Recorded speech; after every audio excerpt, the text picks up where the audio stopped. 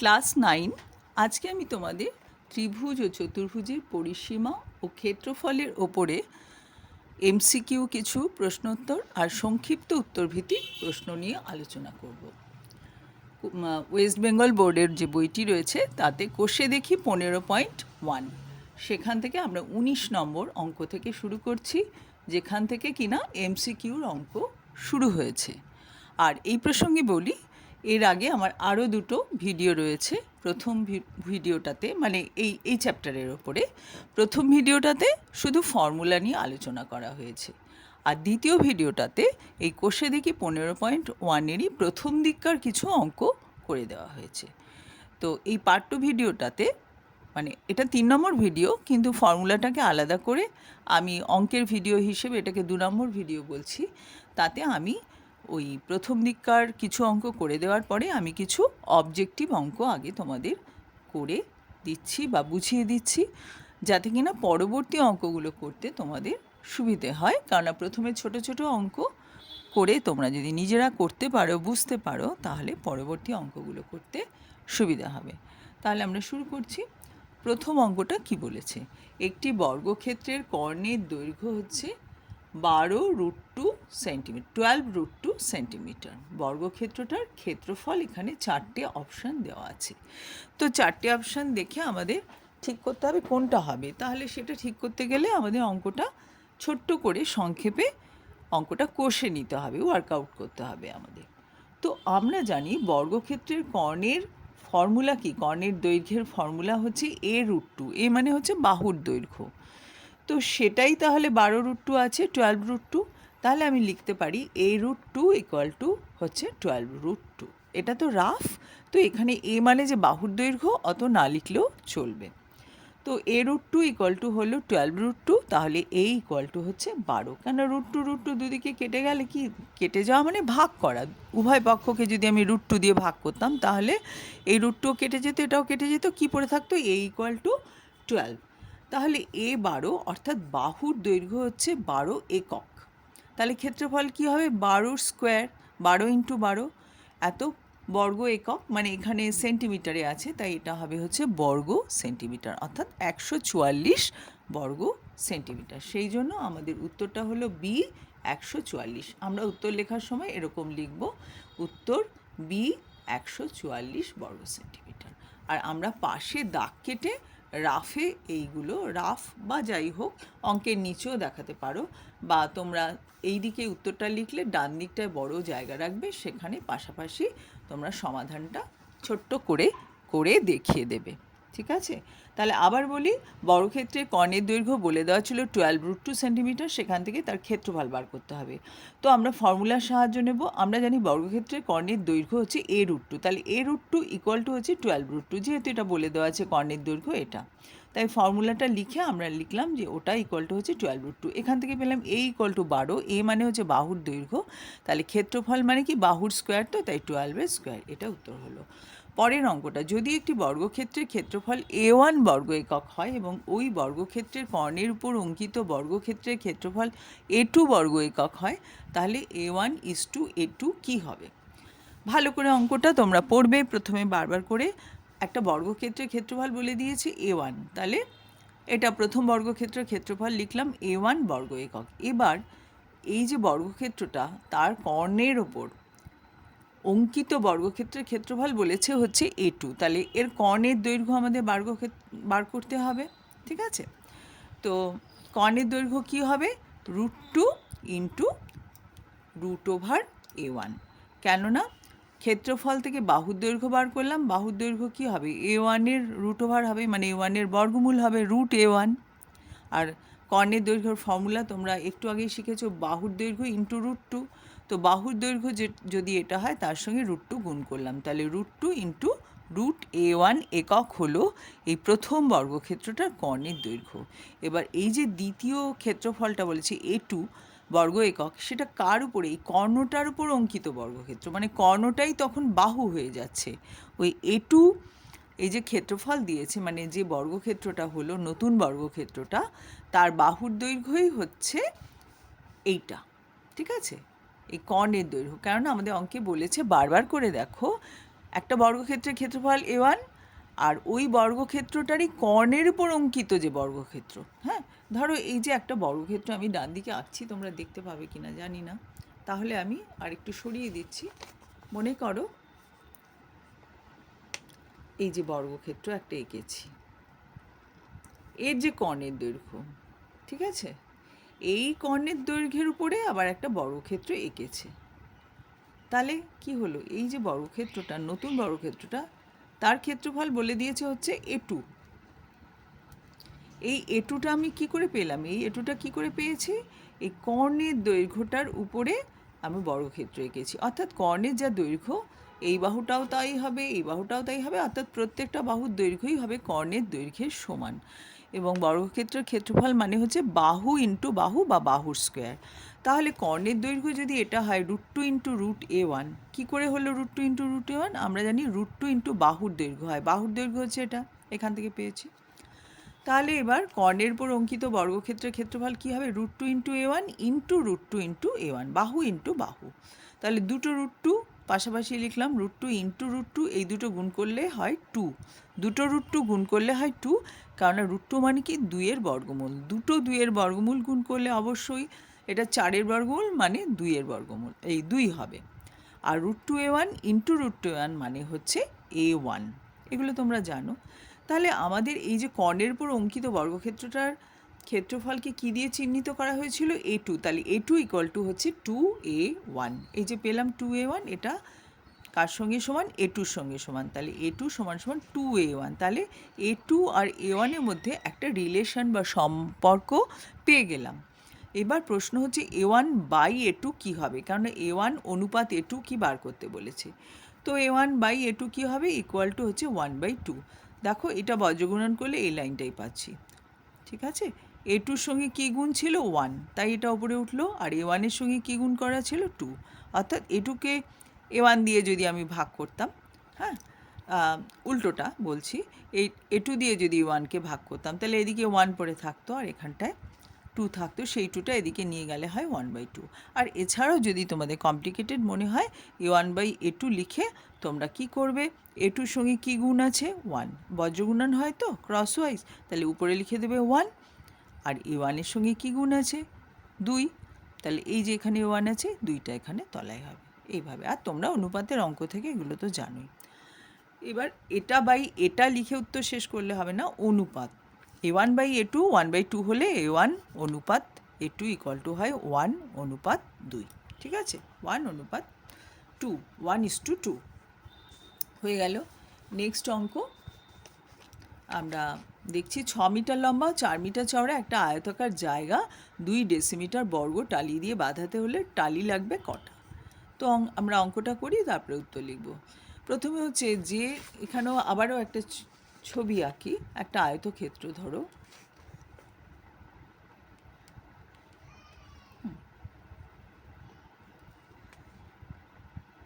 এই যে আয়তক্ষেত্রটা আঁকছি, এটাকে মনে করো টালি দিয়ে ভরতে হবে, ঠিক আছে। তাহলে আগে তো এইটার ক্ষেত্রফলটা আগে বার করে নেব, না হলে কটা টালি লাগবে জানবো কী করে। তো ক্ষেত্রফল কী হবে? দৈর্ঘ্য ইন্টু প্রস্থ করে এটা হলো। এবার যে টালিটা দিয়ে ভরবো, মনে করো এরকম ছোটো ছোটো টালি দিয়ে ভরতে বলেছে, তাহলে এরকম একটা হলো, এরকম একটা হলো, এরকম করে করে আমাকে তো পুরোটা ভরে দিতে হবে। তাহলে কটা টালি লাগবে, এটা হচ্ছে প্রশ্ন। আবার দেখাচ্ছি, একটু সরে গিয়েছিল কাগজটা। এই রকম ছোট ছোট টালি দিয়ে ভরাট করে দিতে হবে এই ক্ষেত্রটা। হ্যাঁ, আমরা ঘর, যেমন ঘরের মেঝে, বাথরুমের মেঝে টালি দিয়ে ভর্তি করি, সেরকম, ঠিক আছে। তাহলে কটা টালি লাগবে এটা প্রশ্ন। এটা কিন্তু আমি এমনি একটা ছবি এঁকেছি, তার মানে এখানে যে কটা টালি তা কিন্তু নয়।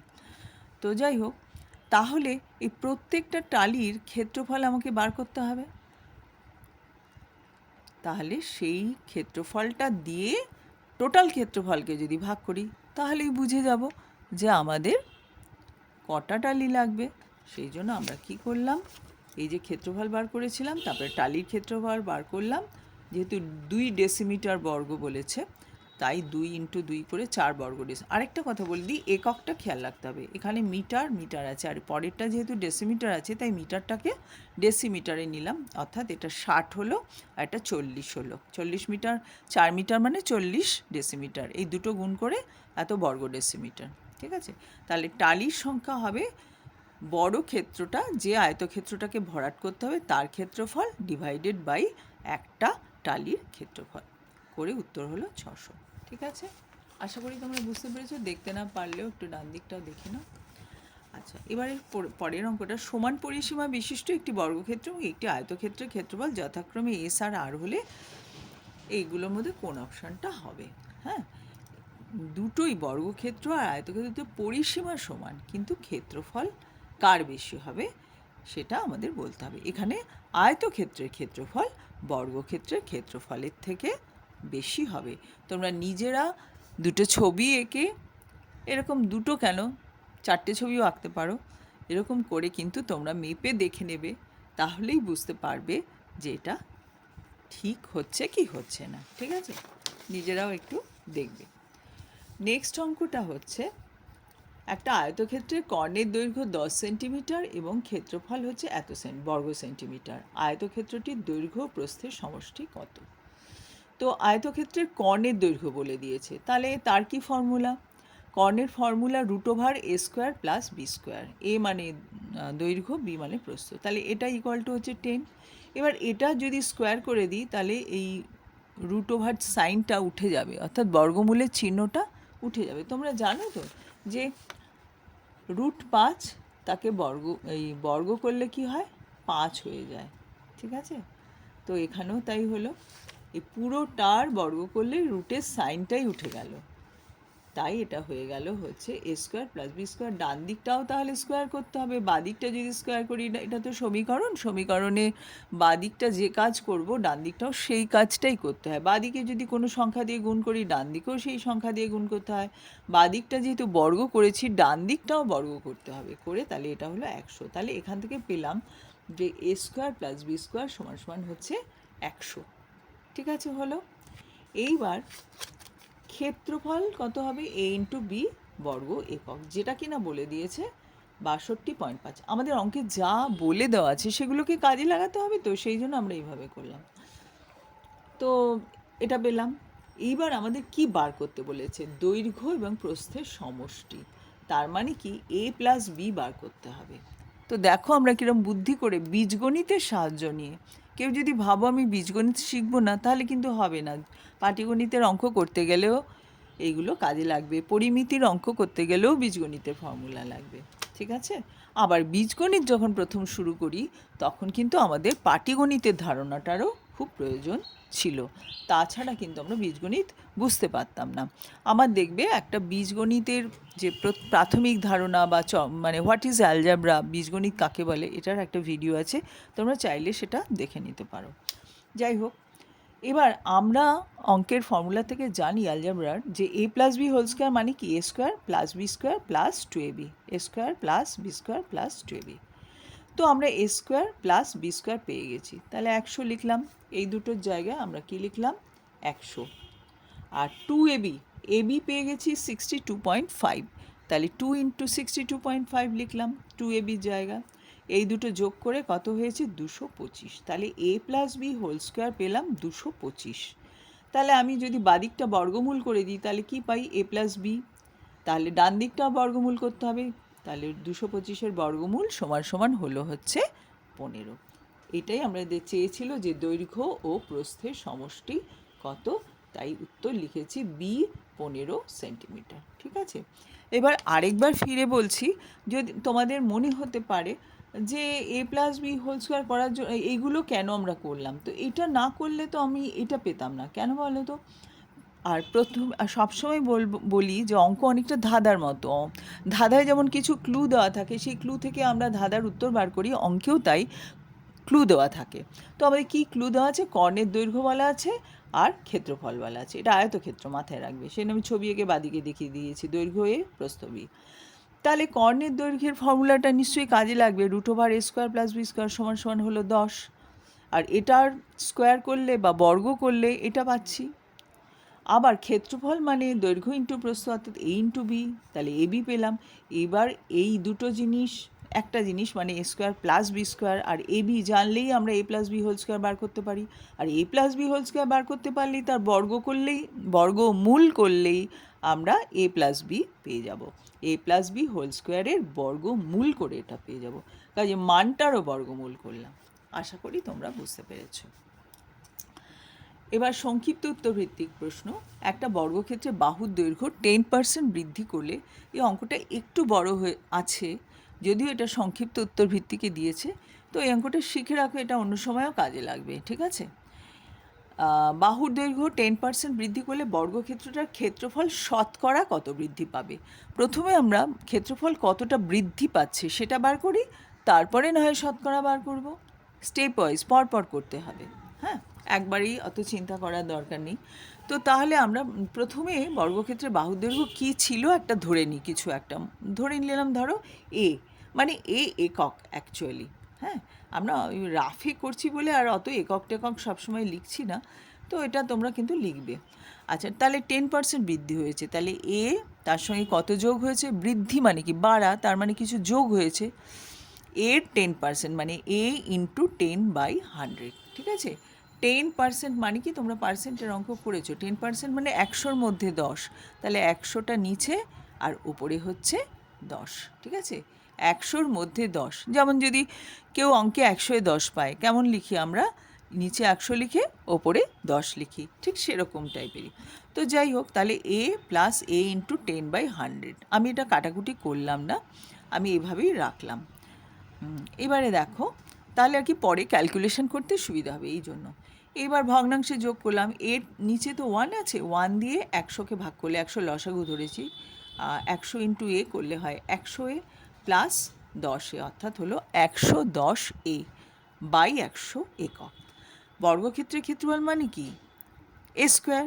প্রথমে এ ছিল, বাহুর দৈর্ঘ্য এ ছিল, তাহলে তখন ক্ষেত্রফল কত ছিল, এ স্কোয়ার। পরে বাহুর দৈর্ঘ্য বেড়ে গিয়ে এটা হলো, তাহলে বৃদ্ধিপ্রাপ্ত বর্গক্ষেত্রের ক্ষেত্রফল কত হবে, এটা তো নতুন বাহুটার দৈর্ঘ্য, তাহলে এই বাহুটা ইন্টু এই একই জিনিস, এই বাহু ইন্টু বাহু মানে বৃদ্ধিপ্রাপ্ত বাহু, আর আবার ইন্টু বৃদ্ধিপ্রাপ্ত মানে বেড়ে যাওয়া বাহু ইন্টু বেড়ে যাওয়া বাহু, যে বাহুটা বেড়ে গিয়ে যে লেন্থটা হলো, ঠিক আছে। এই দুটো গুণ করে কি হয়েছে দেখো, এই একটা 100 দিয়ে এই দুটো শূন্য কেটে দিলাম, উপরে কি হলো 11 গুণ 11 মানে 121, আর এ ইন্টু এ মানে কি এ স্কোয়ারের নিচে রয়েছে 100, তাহলে এইটা হলো উত্তর, না মানে বৃদ্ধিপ্রাপ্ত বর্গক্ষেত্রের ক্ষেত্রফল। এখন যে বর্গক্ষেত্রটা ধরো প্রথমে এরম ছোট ছিল, দেখা যাচ্ছে না, দেখা যাচ্ছে না, প্রথমে ধরো এরম ছোট ছিল, তারপরে মনে করো এটা বেড়ে গেছে, কথার কথা বলছি, তাহলে এটা হলো প্রথমের ক্ষেত্রফল, আর এটা হচ্ছে বৃদ্ধিপ্রাপ্ত বর্গক্ষেত্রের ক্ষেত্রফল, ঠিক আছে।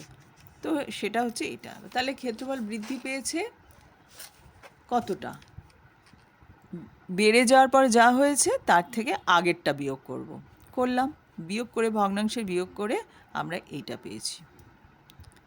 এইবার আমি প্রথমেই বলেছিলাম, আমরা প্রথমে কী বার করব, বর্গক্ষেত্রটার ক্ষেত্রফল কতটা বৃদ্ধি পেয়েছে, শতকরাটা পরে ভাববো, কত বৃদ্ধি পেয়েছে, আমরা দেখলাম এতটা বৃদ্ধি পেয়েছে, এত বর্গ একক বৃদ্ধি পেয়েছে, এককটা আমার লেখা হয়নি, ওটা লিখবে বর্গ একক, ঠিক আছে। তো এতটা বৃদ্ধি পেয়েছে। এবার তাহলে শতকরার হার কি হবে, শতকরা বৃদ্ধির হারের জন্য ফর্মুলাটা কি, যতটা বেড়েছে সেটা উপরে লিখব, আর নিচে লিখব অরিজিনালি যেটা ছিল, মানে প্রথমে যেটা ছিল। তো প্রথমে ক্ষেত্রফল কত ছিল, এ স্কোয়ার, এই যে এ স্কোয়ার বর্গ একক ছিল, ঠিক আছে। তো তলায় এ স্কোয়ার বর্গ একক, আমরা একক এখানে লিখব না, এটা তো বৃদ্ধির হার বার করছি, এ স্কোয়ার লিখলাম, আর তাকে কত দিয়ে গুণ করতে হবে, 100 দিয়ে গুণ করতে হবে।